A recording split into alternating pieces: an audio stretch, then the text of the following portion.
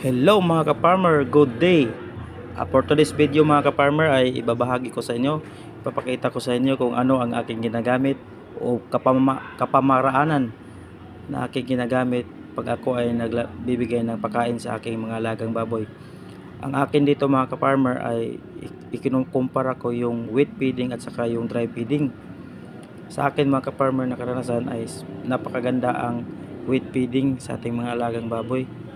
Kasi pag yung pagkain ibababad mo lang sa tubig at saka ibibigay mo, napakadali nilang sipsipin lang nila yung pagkain.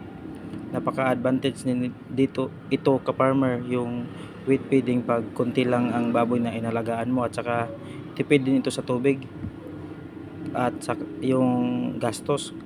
Kasi pag maglalagay ka pa ng drinker ay bibili ka pa ng drinker at saka mag-i-install ka pa ng yung installan mo pa ng hose. Dito sa wet feeding, dadamihan mo lang ng bigay ng tubig, depende kung kakain pa sila, at matipid din sa feeds kasi yung feeds pag ibinababad mo sa tubig ay lulubo at dumami. Yan mga ka-farmer, sa aking karanasan is, kung sa akin lang is napakaganda ang wet feeding, at saka weekly din kayo magbibigay ng vitamins para magsalubong yung kanyang katawan paglaki, maganahan silang kumain, at saka yung tubig na kainin nila